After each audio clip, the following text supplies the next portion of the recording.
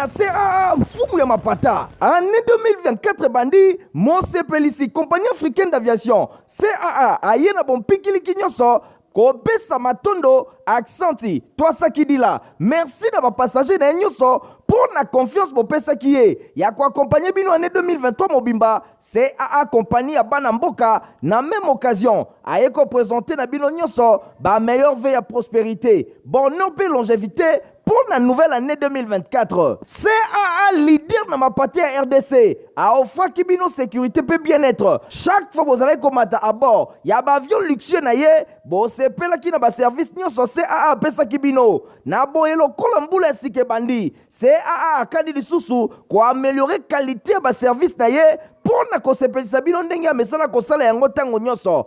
Toutefois, pour na kosala ete mosala na ezala lisusu kitoko, CAA atikali ouverte pe disponible na ba remarque pe ba suggestion na bino nyonso. CAA Mosepelisi 2024, CPLAS na CPLAS à l'infini, CPLAS.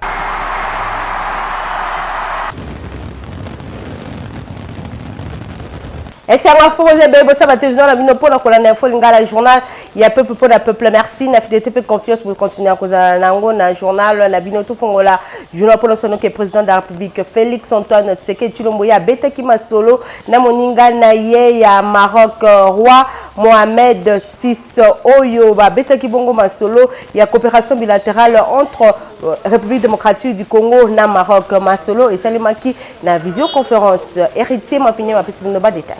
Chef de l'État Félix Antoine Tshisekedi Tshilombo a betaki masolo week-end eleki elongo na roi ya Maroc Mohamed VI ba betaki masolo na nzela ya téléphone elongo na souverain ya Maroc mingi penza basolaki makambo etali coopération entre République démocratique du Congo elongo na royaume ya Maroc tomonaki pe na ngambo ya République démocratique du Congo vice-premier ministre et ministre des affaires étrangères mingi penza Christophe Lutundula a participaki pe na masolo yango nyonso wana Boibike, République démocratique du Congo et l'ongona royaume ya Maroc ba entretenaka ba relation moko kitoko pe ya makasi depuis bambula eleki ndena masolo na bango batalisi pe poleleke mikolo ezali koya ba organiser rencontre moko entre chef de l'État Félix Antoine Tshisekedi Tshilombo ya République démocratique du Congo et l'ongona roi ya Maroc Mohamed VI ekoki kozala soit na Rabat capitale ya Maroc soit na ville ya Kinshasa capitale ya République démocratique du Congo nyonso wana ezali kaka pona koluka kokolisa bondeko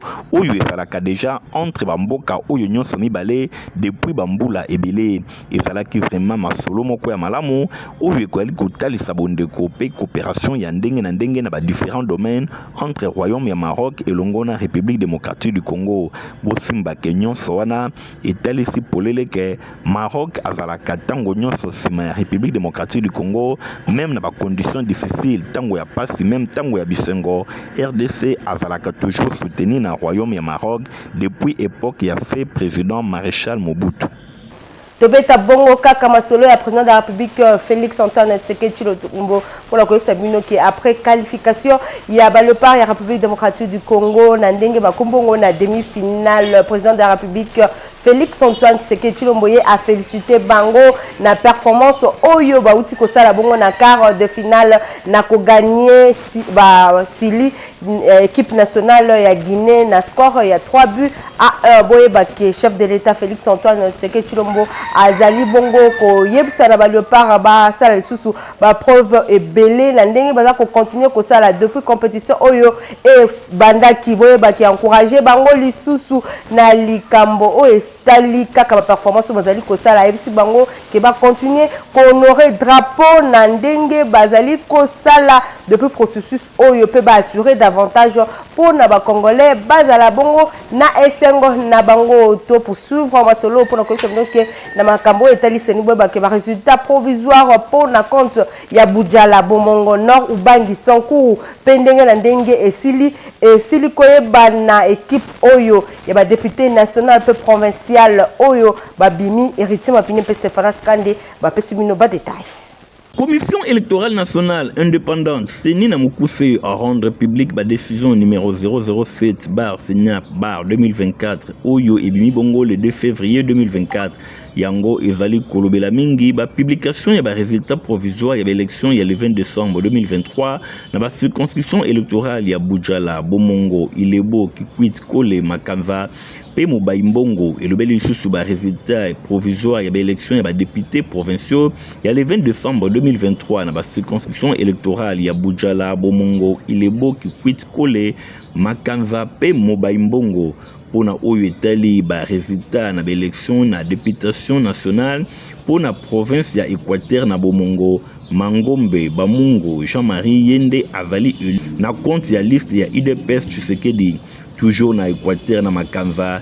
Liwangoza Nyalembe Yende azali élu pour na compte ya UDPS Tshisekedi na province ya Kasai mingi penza na circonscription électorale ya Ilebo. Kamanda Chiyoi Espérant Yende azali élu na Kasai toujours na Ilebo. Ndambo Fortuna ye azali élu pour na compte ya UDPS Tshisekedi na Kasai toujours na Ilebo. Tomoni pe Lumepe Mahara Justin ye azali élu pour na Nord Ubangi na circonscription électorale ya Mobaimbongo. Kengo Wadondo Mokande Kese Marie-Claire ye azali élu pour na compte ya IDPS Kibasa na Sankuru na circonscription électorale ya Kole. Ekoto Loleke Celestin Yende azali élu pour na compte ya IDPS Tshisekedi na Sud Ubangi na Bujala. Jean-Lucien Boussa Tongba ye azali élu pour na compte ya Code boye toujours oyetali bongo Sud Ubangi mingi penza na Bujala. Sakombi Moleka Kati ye azali élu pour na compte ya APA MLC na Sud Ubangi toujours na Bujala.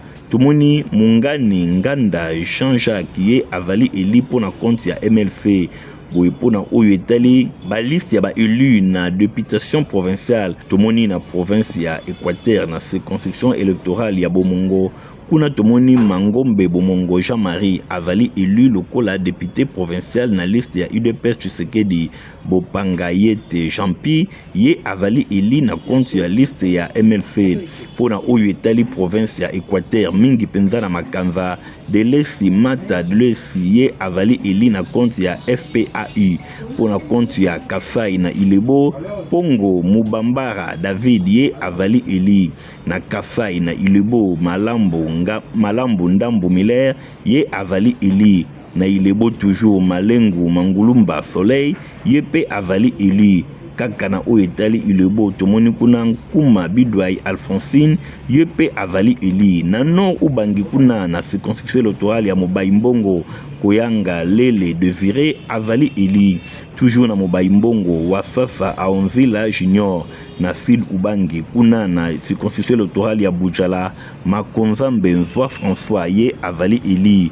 Tomoni pe Enzinga Mobua Héritier ye azali élu na Sud Ubangi toujours na Bujala. Adogbeya Likundu Malachi ye pe azali élu kuna pona oyo etali Sud Ubangi toujours na Bujala. Tomoni Dieudonné Ngasine Bombo Fiston boye pona oyo etali Sud Ubangi kaka na Bujala. Mbungani Mbanda Jean-Jacques ye pe azali élu na liste ya MLC wana ezali ba résultat oyo commission électorale nationale indépendante awuti kobimisa pe asengi na ba nyonso oyo bazali levé bakoki kokotisa ba recours na bango na ba juridiction compétente pona ko traiter ba recours na bango. Namasolo Msuwebe que Premier ministre Jean-Michel Sama Lukonde ye akeko représenter président de la République Félix Antoine Tshisekedi Tshilombo. Namasolo o eza kosalema kuna na Cape Town na Afrique du Sud na o etali 30e édition ya Mining Indaba 2024. Nadine Asona azali wana na compte ya Fulingala.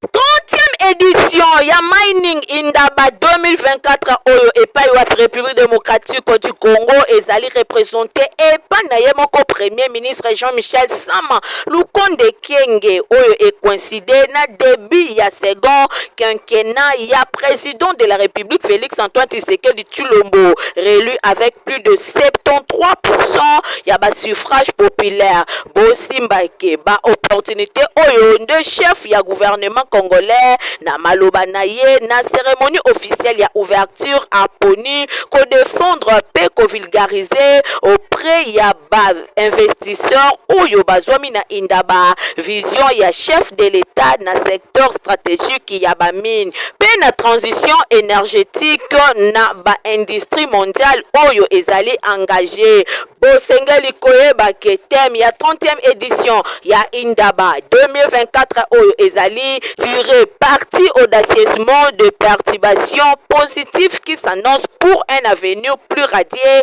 de l'industrie minière africaine. Nayango, chef ya gouvernement congolais, a informé assistance que République démocratique du Congo ezali kokoba na implantation développement ya chaîne de valeur ya ba substance minérale pe na accent moko particulier na transformation locale ya ba produits miniers marchands pour na correspondre malamu na ba problématique ya économie verte pour na premier ministre a talisi que modèle extraction exportation ezali ko évoluer vers modèle oyo et ko permettre ba pays producteurs ya ba minéraux et tirer ba avantage coopératif. Na masolo o etali assemblée provinciale ya Kinshasa ba ouverture ya assemblée provinciale ya Kinshasa et seulement ki bongo mokola lundi 5 février 2024 et pa wapi commandement et institution oyo bureau d'âge et si yebani kuna na assemblée provinciale o esi mama bongo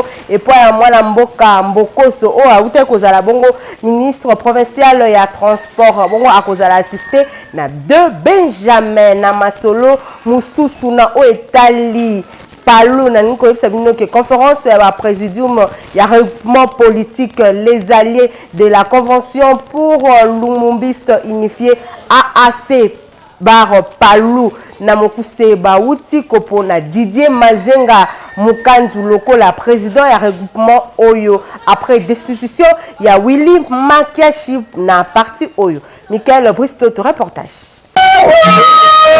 Après destitution, il y a ancien secrétaire chef du parti, Willy Makeshi na Palou, on dirait ba sopeleli mboule ba kake oyo ye kolale la kusepo. Ba membre ya conférence des présidents, il y a AAC Palou. Bango balobi tintin parti na yo ba bwakisi yo embadi et bongo bisoto tika yo et pardon au longwe. Vu que le camarade Willy Makiashi a violé délibérément l'article 3 de l'acte constitutif du regroupement AC Palou, celui-ci n'a plus qualité de diriger un grand regroupement comme le nôtre, je cite AC Palou, malgré quelques brebis égarées, chef de parti politique qu'il a corrompu par son discours sans soubassement. Kasi toye bananu, pour nini bolongo lié. Le président du regroupement, Willy Makiashi, n'a organisé aucune réunion stratégique pour la réélection du chef de l'État, même dans son fief naturel, où on devait obtenir beaucoup de voix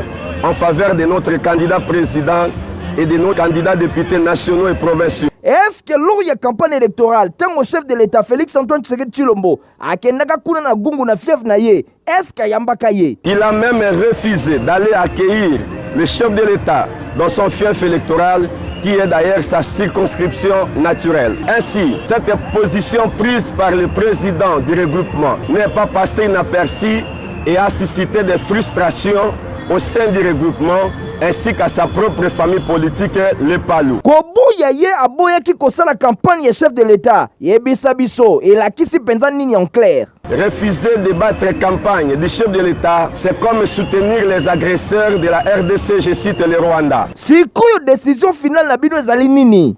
Ainsi, nous décidons ce qui suit.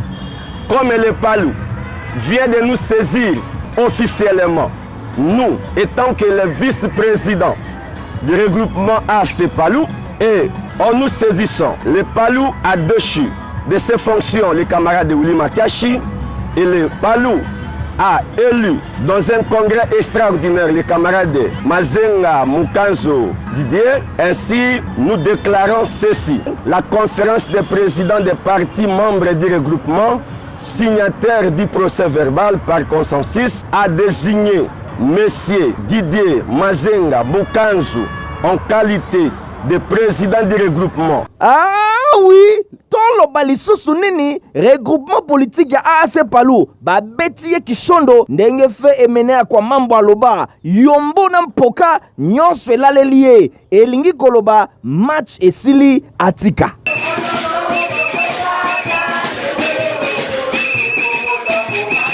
Tobeta bongo masolo ya révérend Prosper Kabangu, membre ya collège de pasteur oye soutenaka autorité Neron Mbungu ba célébrer ki bongo mokolo ya dimanche 30 ans ya ministère ya ye na culte monene oye salemaki na occasion na ngo na centre évangélique Nouvelle Alliance Sénat na mokuse oye zami bongo na quartier Salongo kuna na commune ya Lemba héritier mapinde miladila ndo pesi no ba détail. Awa tozali na siège ya centre évangélique Nouvelle Alliance Sénat na mopuse oezwami na commune ya Lemba, plus précisément na avenue Mulumba Kashi numéro 72-73 na Salongo Biangala. Wapi epal culte d'action de grâce selemaki pona 30 ans ya ministère ya révérend Prosper Kabangu oyo azali bongo membre ya collège de pasteur au basoutenaka autorité morale ya Asbel ma famille honorable Neron Mbungu.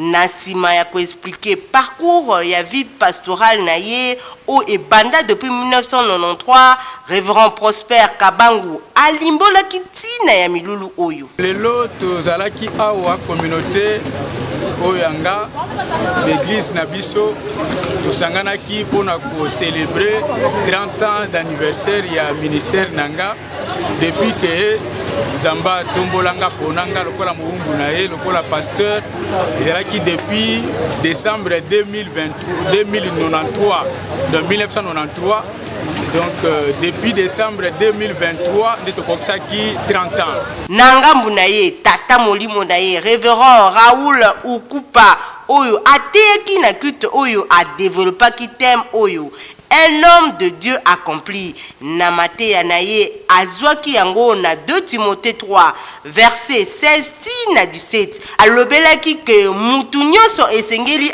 azala mosali ya Nzambe. Vétéran.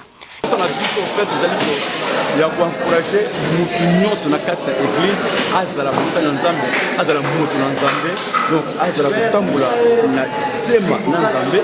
Comme na kata moloba na Nzambe pour demeurer na kata sainte doctrine, yende bazali kuganga ba mosali ya Nzambe. Nasima ya Mateya, révérend Raoul Ukupa abondelaki pona mwana na ye ya molimo.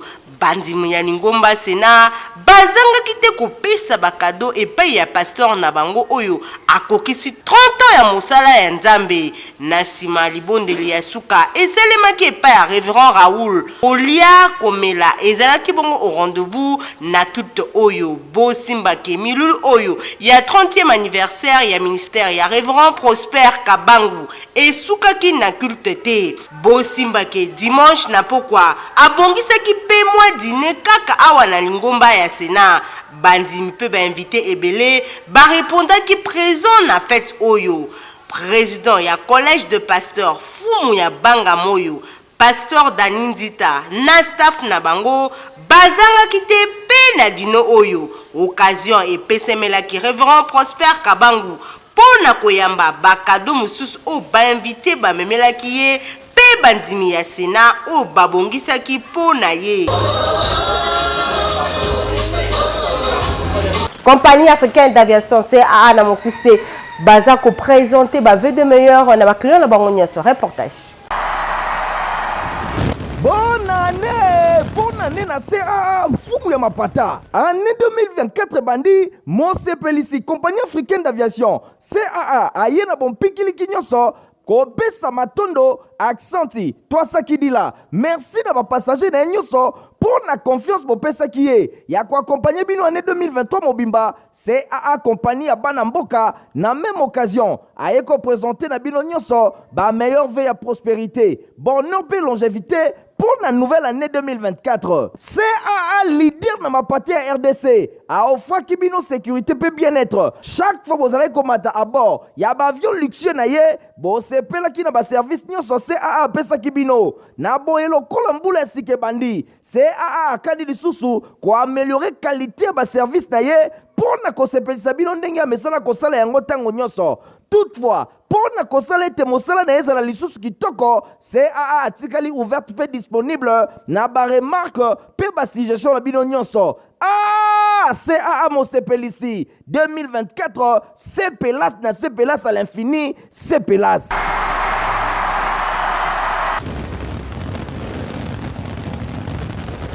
Nadine Assona Mouyala le Belibino maladie à cancer le 5 février et à la Kabongo journée mondiale il y a lutte contre le cancer. Reportage. Depuis création nango na début ya ba année 2000 journée ya 4 février et comme chaque année moment oyo ya mobilisation internationale contre cancer to ba état ba organisation ba société ba passion ba citoyen oyo ba sengeli ko sensibiliser bato pona ko lutter contre bokono oyo journée mondiale contre cancer ezali initiative ya union internationale contre les cancers organisation internationale oyo esangisi plus de 1200 organisations à travers ya 172 pays pe fondation arc ezali bongo membre na occasion ya journée ya le 4 février oyo mokili mobimba elongo na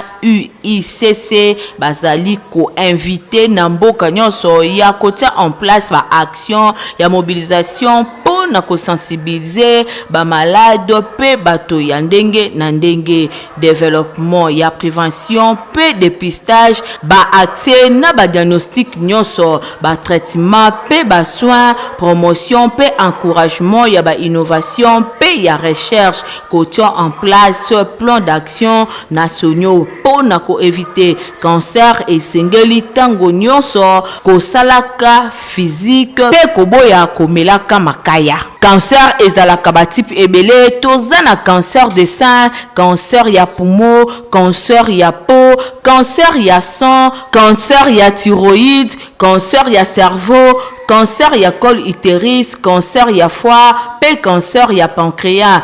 Nyonso wana esengeli komi batelaka malamu na koliaka biloko oyo ezali vraiment équilibré pe koboya komela bimela pe bibaka baka pona ko éviter bokono oyo ya cancer. Concession Coronado aux amis na quartier Mbekuna na commune ya Maluku baza côté ka 20 sur 20 na $1500 ya pamba aux yango.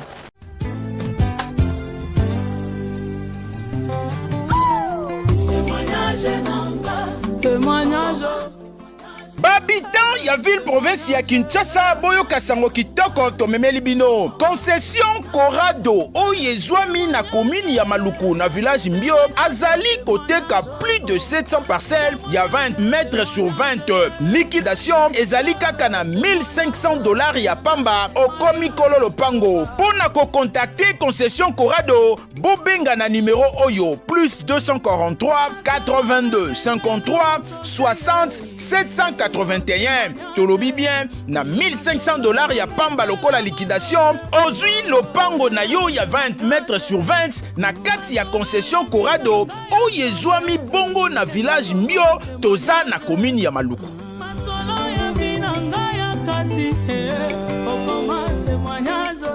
Na masolo etali sport Coupe d'Afrique des Nations Côte d'Ivoire 2023 ba équipe oye kobeta demi-finale ici et Ebani. Reportage héritier Mapindemi.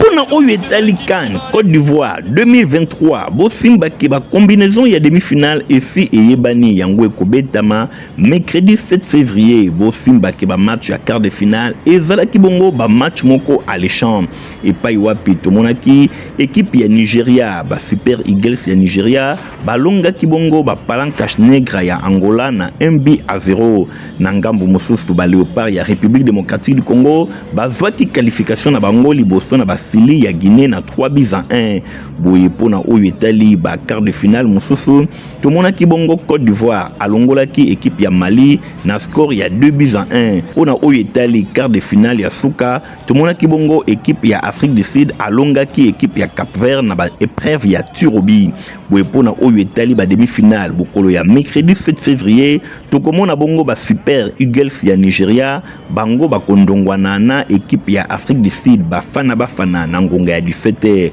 pour la deuxième demi-finale na ngonga ya 21h ba Léopard ya République démocratique du Congo ba kobeta na ba éléphant ya Côte d'Ivoire wana nyonso ba équipe oyo ekoleka bakozala qualifié directement pour la finale oyo ekobetama samedi 11 février pour na koyeba banani bako remporter Coupe d'Afrique des Nations CAN Côte d'Ivoire 2023. Bonne chance na ba Léopard ya République démocratique du Congo. Poto malonga pona bana na bino za protiva pio pe mukolo okoki na okomela yango pisa ka santé ya kitoko bibo peke baza koteka bongo diaming o eza na énergie pe vitamine ya kano pona bana na bino. Une génération à une autre choix ya potopoto diaming et tikali na top. Ngai nakolisa bana na ngai na diaming. Bana na ngai pe bazali kokolisa oyo ya bango bakoko na ngai kaka na diaming. Diaming ezali potopoto ya kitoko pe elengi et salemi na bana ya mboka. Consommons congolais.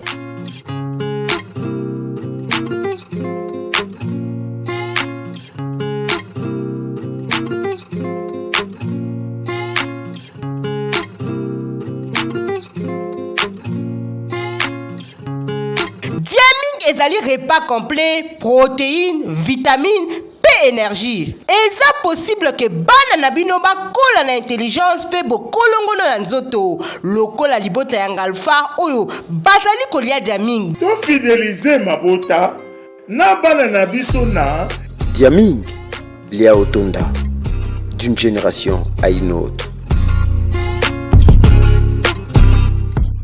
Ozala posa kolata sapata kitoko pe ya qualité place ya sûr ya kosomba yango za na 7e rue Mete papa Grif azawana pona bino. Papa sinangai eutako apio.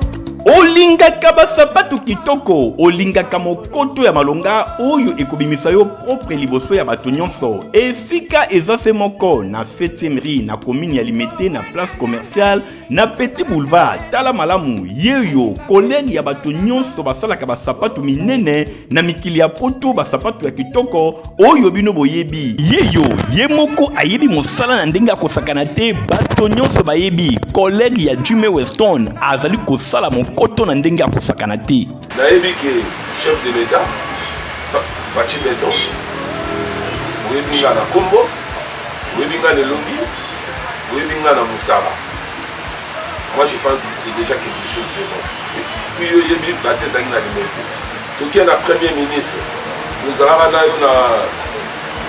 na musée oyo kota palais du peuple obenga ngai tokutana. Mais tu le loka ba blocage. Mais on a même le ministre là, ministre de la culture Azali, ministre de l'industrie Azali, ministre de la PMI Azali, PMR. Mais pourquoi tu es beaucoup de changa maboko, va venir diminuer le taux de chômage. Pour nous les hommes, par contre, nous n'avons pas Patrice pour diminuer le taux pour encadrer jeunesse, pour transformer Bango, si on est pour ça la sapate. Est-ce que on a besoin de ça pour nous? Je ne pense pas. Automatiquement, à Oluka, Azala, responsable pour qu'il y ait des familles. Mais pourquoi? Naza été dit pourquoi? Dans ce rôle, on a fait un gentil au-delà.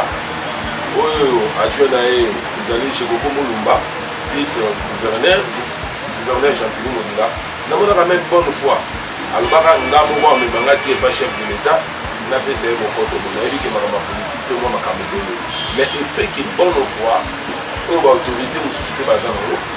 Moi je pense que nous ça effort et ça devoir on a dit nous on a devoir dans la salle sur le thème de la 7e rue place commerciale na Petit Boulevard place partie soit un peu monsieur on a la salle d'Adora quelqu'un pour nous dans la présence de la salle dans un bien organisé dans ça avec Kanda nous subo et l'État le peut soutenir yango na bimisi mais bali ko soutenir ngaki bon je comprends donc client nous soit pour Dakar oka ngo papa Christmas wa ngo ba biso mama on va soutenir yo il faut simba science mais non simba science na vina ngati donc je suis ya awa ozala osala fête pour dia ba nyonso sur la fête na tala pesa awa ozala na mariage la ta awa ozala sapato ya munene ko la ini yaka na odimina ngo ko mangwa yemo ko kawo ozala o ko yemo ndenge koma bolide lokola il yaka na osala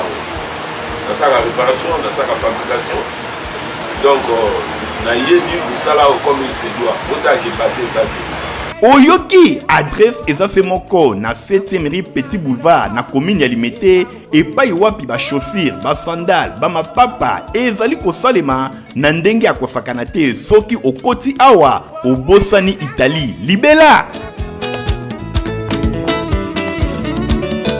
Toza na avis de recherche bolanda leur tourne yango. Famille Kisangala baza koluka ndeko na bango na kombo ya Dona Kisangala oyo avanda bongo na commune ya Matete abunga kibongo depuis mokolo ya jeudi 1er février à partir ya ngonga ya 11h. Boyebake papa Dona Kisangala azalaka parfois na trouble mental.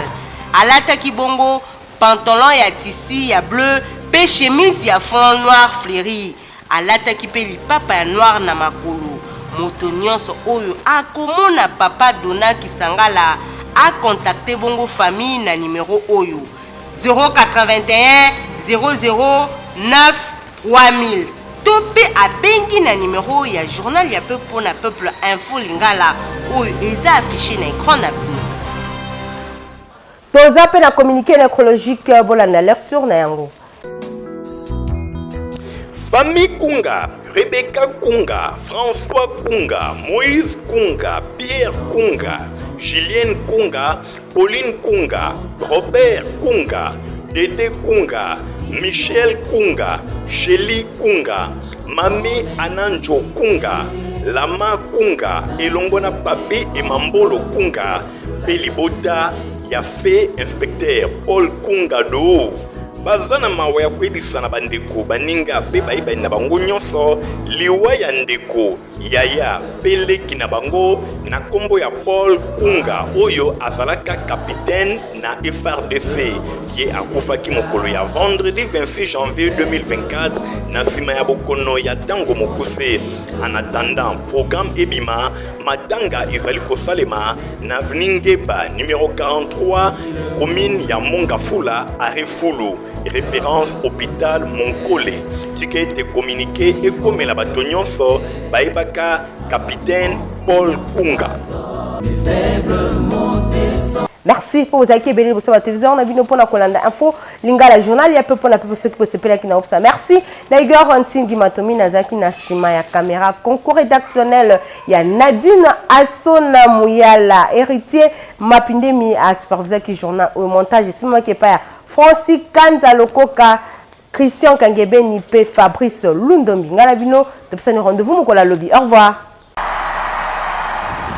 Bonne année na CAA mfumu ya mapata. Année 2024 bandi Mose Pelisi compagnie africaine d'aviation CAA aye na bon pikili kinyoso kobesa matondo accenti toasa kidila. Merci na ba passager na nyoso pour la confiance bopesa kiye ya ko accompagner bino année 2023 mobimba CAA compagnie ya bana mboka na même occasion aye ko présenter na bino nyoso ba meilleur veille à prospérité bonheur et longévité pour la nouvelle année 2024. CAA leader na mapati à RDC. A offre kibino sécurité peut bien-être. Chaque fois vous allez commander à bord, y a ba avion luxueux na ye, bo sepela ki na ba service nyonso CAA pesa kibino. Na bo elo kolambula sike bandi. CAA kadi lisusu ko améliorer qualité ba service na ye pour na ko sepelisa bino ndenge ya mesala ko sala yango tango nyonso. Toutefois, pour na kosala ete mosala na ezala lisusu kitoko, CAA atikali ouverte pe disponible na ba remarque pe ba suggestion na bino nyonso. Ah, CAA Mosepelisi 2024, c'est Pélas na c'est Pélas à l'infini, c'est Pélas.